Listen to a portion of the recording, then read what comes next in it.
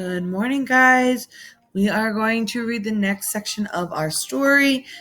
We may wrap up our story today. We're going to see. But we're going to start with this chapter, Ready. So remember, previously, Ivan had the opportunity to go out into the enclosure with the other gorillas, but he did not. He was too scared. He was anxious. So now we're going to find out, after he thinks about Ruby and comparing himself to Ruby, we're going to find out what happens next. So our first chapter is Ready. Want to try again, Ivan? Maya asks. I think of Ruby and I tell myself it's time.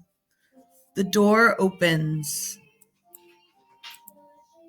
Outside at last. Sky, grass, tree, ant, stick, bird, dirt, cloud, wind, flower, rock, rain. Mine, mine, mine. All right, we're going to do those two first. So how does thinking of Ruby help Ivan leave where he is and go into the enclosure?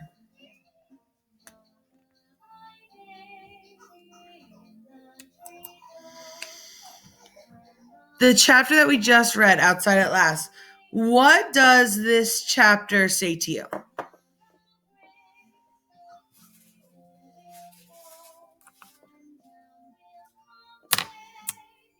All right. Let's look at oops. Oops.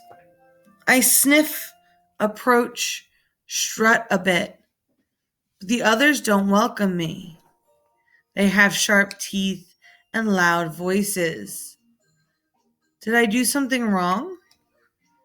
Kenyani chases me. She throws a stick at me. She corners me. I know that she's testing to see if I'm a true silverback, one who can protect her family. I cower and hide my eyes. Maya lets me back into my cage.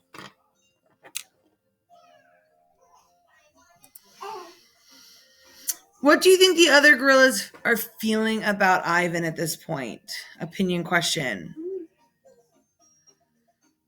How do you feel after reading this chapter? Ivan has done all of this work. Finally, he's in an enclosure with other gorillas, and they don't accept him. How do you think he feels? Or how do you feel, rather? All right, we're going to try to read the next three together. What it was like. I lie awake and try to remember what it was like being a gorilla. How did we move? How did we touch? How did we know who was boss? I tried to think past the babies and the motorbikes and the popcorn and the short pants.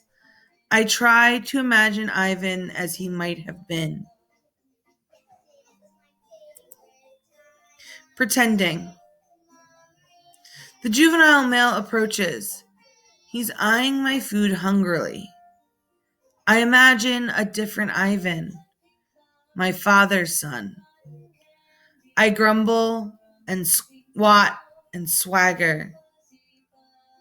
I beat my chest till the whole world hears. Kenyani watches, and so do the others.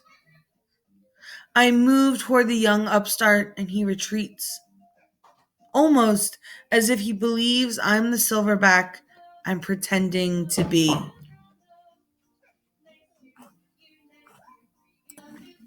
Nest. I'm making a nest on the ground. It isn't a true jungle nest. The leaves are inferior and the sticks are brittle. They snap when I weave them into place. The others watch, grunting their disapproval. Too small, too flimsy, an ugly thing to see.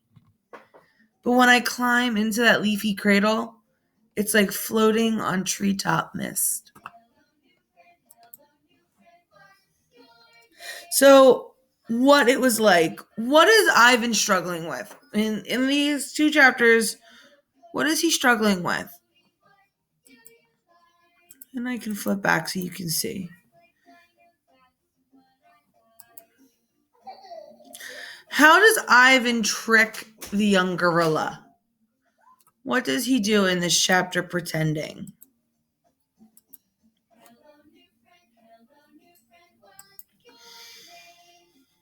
And finally, for nest, why do you think Ivan feels his nest is so wonderful, even knowing that it's not right?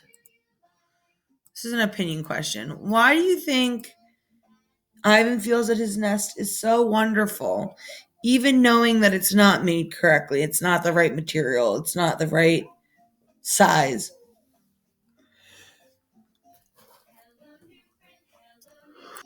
All right.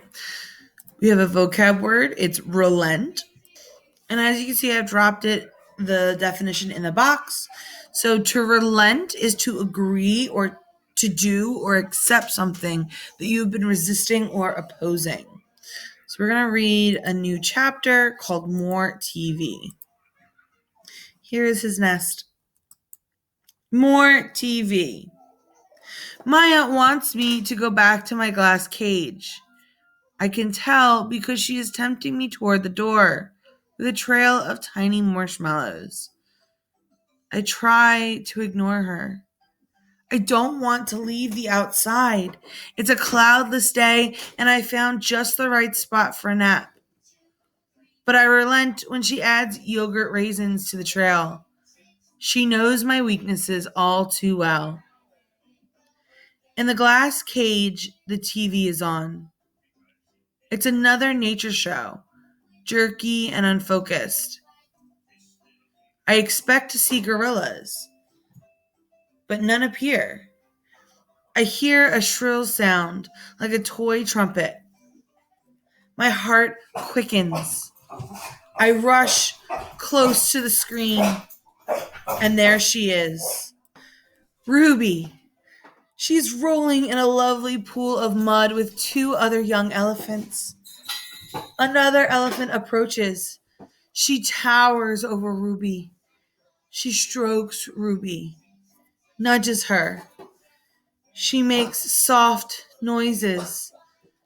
They stand side by side, just the way Stella and Ruby used to.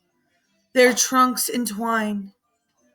I see something new in Ruby's eyes, and I know what it is. It's joy. I watch the whole thing, and then Maya plays it again for me, and again. At last, she turns off the TV and carries it out of the cage. I put my hand to the glass. Maya looks over. Thank you, I try to say with my eyes. Thank you. Okay, so what show did Ivan get to watch? Why do you think Maya showed this to Ivan? Opinion question, guys. Why do you think Maya showed this to Ivan? Remember, when we're answering this question, Maya can't communicate with Ivan. She doesn't know his interior monologue the way that we do. How did it make Ivan feel to see the show? All right, guys, this is the last chapter we're going to read for today. The chapter is called It. Kenyani ambles towards me. She taps me on the shoulder and Knuckle runs away. I watch her, arms crossed over my chest. I'm careful not to make a sound. I'm not sure what we're doing. She ambles back, shoves at me, dashes past, and then I realize what's happening. We're playing. We're playing tag, and I'm it. So what does Kenyani do to Ivan? What does she start to do with him?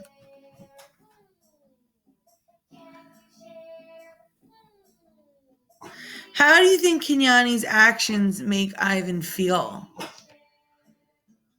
Remember the importance that tag has to him. All right, guys, that is everything for today. With our remaining time, I want you guys to go over your Mac essays, right? Or you can go ahead and work on your grammar practice up to slide 17. You should have 3 left. We can go up to slide 17 today.